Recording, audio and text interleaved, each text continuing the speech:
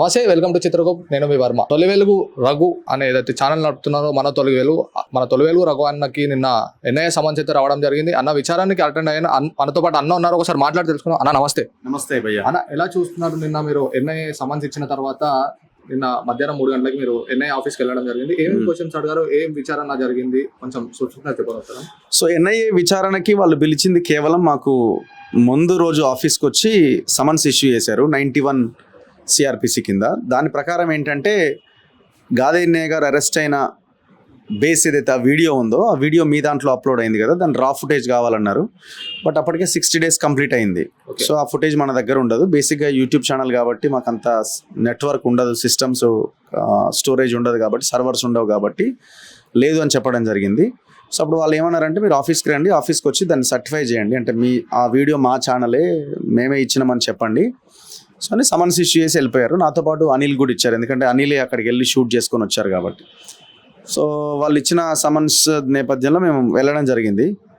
So 1 hour before మేము అక్కడికి వెళ్ళాం, 2:15కి అక్కడికి వెళ్ళడం జరిగింది. సో వెళ్ళిన తర్వాత వాళ్ళు 160 సిఆర్పిసి ఇచ్చారు మళ్ళీ, అంటే మీ స్టేట్మెంట్ రికార్డ్ చేయాల్సి ఉంది అని.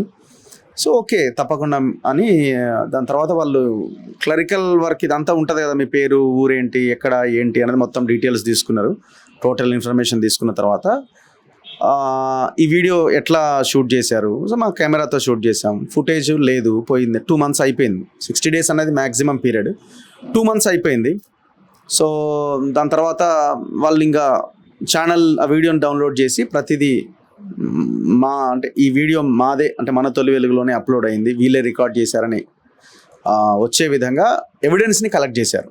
సో అంతవరకే, అంతకుమించి పెద్దగా అందులో ఆ విచారణలో వేరే యాంగిల్, వేరే కోణం ఏం లేదు, నా మీద కేసు ఏం లేదు. జస్ట్ విట్నెస్ కింద ఈ వీడియో మీదేనా కాదా, రేపొద్దున అవతల ఎవరైతే అరెస్ట్ అయ్యారో లేకపోతే అక్యూజ్డ్ ఎవరైతే ఉన్నారో వాళ్ళు అడగొచ్చు, రేపొద్దున కోర్టుకు చెప్పొచ్చేమో ఈ వీడియో ఇది ఇంటర్నెట్ వీడియో అని. ఈ రకమైన డిస్కషన్ కూడా, ఆర్గ్యుమెంట్ కూడా చేసే అవకాశం ఉంది కాబట్టి పగడ్బందీగా ఈ వీడియో వీళ్ళదే, జెన్యూన్ వీడియోనే అని చెప్పడానికి నన్ను పిలిపించారు. అంతకుమించి పెద్దగా ఏం లేదు ఇక్కడ. అంటే దాంట్లో ఒక వినిపించింది ఏంటంటే క్లారిఫికేషన్ కొంచెం అడిగారు, ఆ వీడియో గురించి మీ ఛానల్ అప్లోడ్ అయిందని చెప్పి ఒక స్టేట్మెంట్ ఒక రిటర్న్గా ఇవ్వమని జరిగింది. అది ఇచ్చారు అన్నమాట. అదే లెటర్ నేను ఇవ్వడం ఏమీ లేదు, అంటే ఆ లెటర్ ఇచ్చాము మేము, అంటే వాళ్ళు ఇచ్చిన దానికి సమన్స్కి మేము క్లారిఫికేషన్ ఇచ్చాము. ఈ వీడియో మాదే, మా దాంట్లోనే మా కెమెరాలో రికార్డ్ చేసి మేమే అప్లోడ్ చేసామని క్లారిఫికేషన్ ఇచ్చాం. మేము అక్కడ వెళ్ళిన తర్వాత కూడా 160 సిఆర్పిసి కింద మన వాయిస్, అంటే మనం చెప్పినట్టుగా వాళ్ళు రికార్డ్ చేసుకుంటే ఎంటర్ చేసుకున్నారు ల్యాప్టాప్లో. సో అంతే, అంతకుమించి అక్కడ పెద్దగా ఏం లేదు. అంటే ఇప్పుడు సోషల్ మీడియా చూసుకుంటే మీ పాత వీడియో ఒకటి అదైతే వైరల్ అవ్వడం జరుగుతుంది, అర్బన్ నక్సలైట్స్ అని మీరు స్టేజ్ మీద మాట్లాడేదంటే ఇప్పుడు ఈ విషయంలోనైతే పెద్ద ఎత్తున దానికి వైరల్ అవ్వదు. దాని మీద ఎలా స్పందిస్తారు అన్న? అంటే అర్బన్ నక్సలైట్ అనే వర్డ్ నేను ఆ స్టేజ్ మీద ఎందుకు వాడినా అంటే, ప్రజల కోసం మేము ప్రశ్నిస్తున్నాం, ప్రజా సమస్యల మీద ప్రశ్నిస్తున్నాం. పోయిన గవర్నమెంట్ హయాంలో కేసీఆర్ మీద క్వశ్చన్ చేసినాం, ఇప్పుడు రేవంత్ రెడ్డి మీద మాట్లాడుతున్నాం, కేంద్ర ప్రభుత్వ విధానాల మీద కూడా మేము క్వశ్చన్ చేస్తున్నాము. సో ఈ ప్రశ్నించే వాళ్ళు, అంటే ఇంత కష్టపడి మేము ప్రజల కోసం పనిచేస్తున్నప్పుడు మీరు అంతా అర్బన్ నక్సలైట్లు అంటే, సరే ప్రజల కోసం ప్రశ్నించే వాళ్ళు అర్బన్ నక్సలైట్ అని మీరు బిరిదిస్తే అనుకోండి అనే యాంగిల్లో నేను మాట్లాడడం జరిగింది. మేము మావోయిస్టులకు అనుకూలము, నక్సలైట్లకు, మేము ఇటు మావోయిస్టుల నుంచి అటు పోలీసుల నుంచి జరుగుతున్న హింసకు మేము వ్యతిరేకము. అసలు ఈ మావోయిస్టుల మీద దాడి వీళ్ళు ఎందుకు చేస్తున్నారు, వాళ్ళు వీళ్ళ మీద ఎందుకు దాడి చేస్తున్నారు, దాని మూలం ఎక్కడున్నది? అందుకే మేము ఒకటే అడుగుతున్నాం, ఈ అర్బన్ నక్సలైట్ అని ఎవరైతే మమ్మల్ని పిలుస్తున్నారో వాళ్ళకి ఒకటే అడుగుతున్నాం, ఇవాళ ఈ దేశంలో ఉన్న అడవి, ప్రకృతి, సంపద అంతా కార్పొరేట్ చేతుల్లోకి వెళ్లాల్సిన అవసరం ఉందా, లేకపోతే మనది మనకు ఉండాలనా? లేకపోతే భవిష్యత్ తరాలకు మనం ఇవ్వబోయేది ఏంటి? అంటే మనం సంపాదించిన ఆస్తులు, అంతస్తులేనా, లేకపోతే కనీసం పీల్చే గాలైనా మన తరాలకు ఉండేలాగా మనం చూసుకుందామా? ఇప్పుడు రేపు పొద్దున మొత్తం అక్కడ ఉన్న ఆదివాసులను తరలించేసి ఆ అడవినంతా అదానికో అంబానికో ఇచ్చేస్తే, ఇంకో కార్పొరేట్ సంస్థకో ఇచ్చేస్తే సిచ్యువేషన్ ఏంటి? ఎవరు దానికి బాధ్యులు? సో ఆ కోణంలో మేము ఆలోచిస్తున్నాం.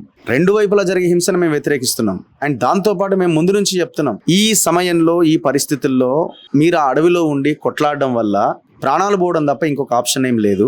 సో మీరు అడవుల్లోకి వెళ్ళి కుటుంబాలని వదిలేసిన మీరు అదే ప్రజల్లోకి వచ్చి అదే కమిట్మెంట్ని ఈ ప్రజల్లో చూపించే ప్రయత్నం చేయండి.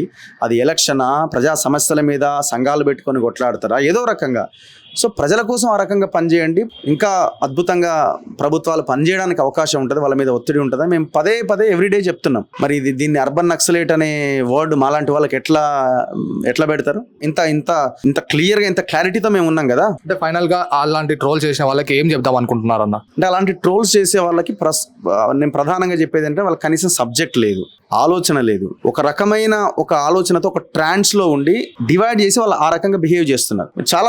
చాలా platform Facebook pages, Insta pages లో పెడుతున్నారు. మీరు ఫస్ట్ క్లారిటీ తెలుసుకోండి.